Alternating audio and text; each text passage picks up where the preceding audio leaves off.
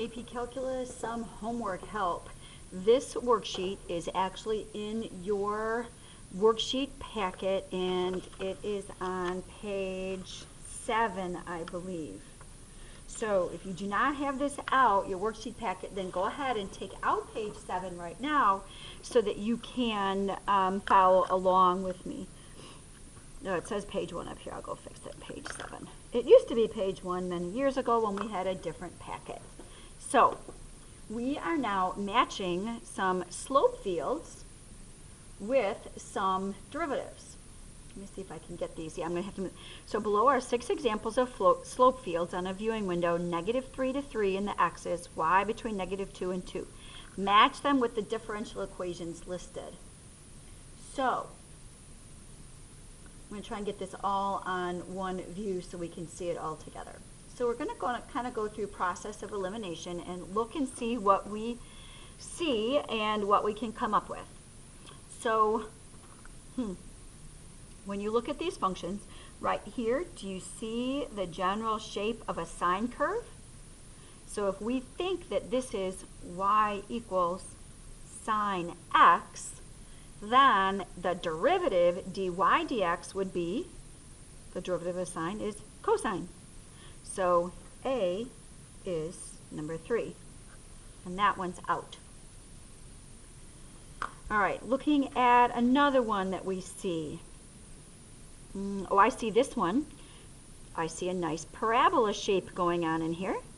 So if we think that this curve might be some form of y equals x squared plus a constant, then the derivative dy dx 2x. Ooh, there it is. That's number 5. So this one's out now. All right, anything else that looks familiar to you?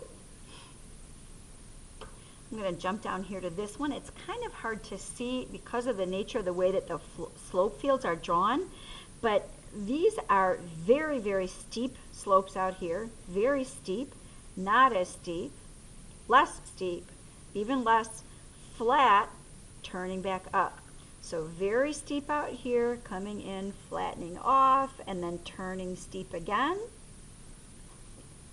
That curve looks like y equals x cubed, which means its derivative would be dy dx is 3x squared. So that one's out. This is number 1.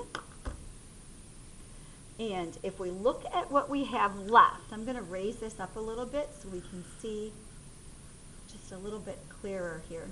We have these 3 left, C, D, and F. And we have 2, 4, and 6 down here. One of the things that I notice when I'm looking at my 3 derivative differential equations that are left is 2 of them are only dependent on y.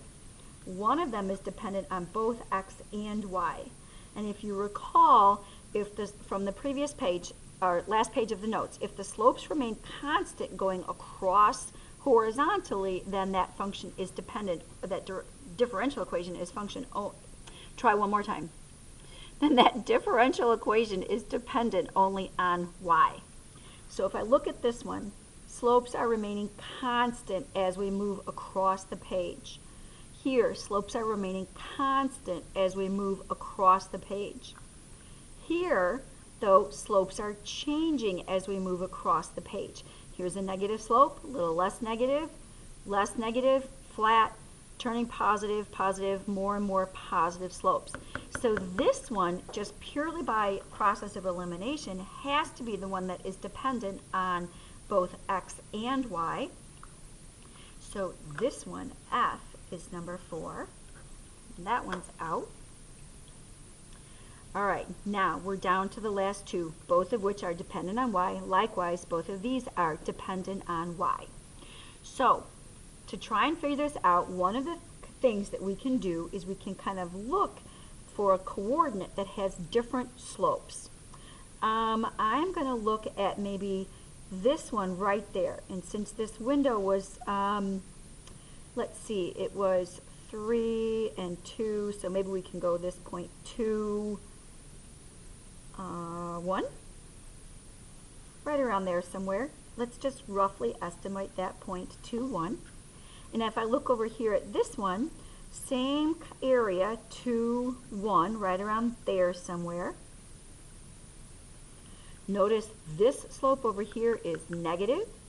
That slope's positive. So let's take this point, 2, 1, and plug it into both of these and see what happens. If we look at this one, when we plug in only the y value, we get 1 minus 1, which is 0. Uh-oh. Oh, I guess maybe 2 1's more about right here. Oops, sorry about that. Maybe 2 1's more right about there, which makes sense that that's a 0 slope. Let's look at this one over here. Let's try this same point, 2, 1, and hopefully it doesn't come out to be 0 as well. If it does, we have to choose a different point. So plug a 1 in here. This would be 1 times a 3 minus 1, 1 times 2, or 2. That makes sense. That looks like a slope of 2. So this one right here has to match with number 6. And this one right here, which came up to be slope 0, that one's got to match with number 2. So we kind of did that by process of elimination there, and then also comparing specific slopes.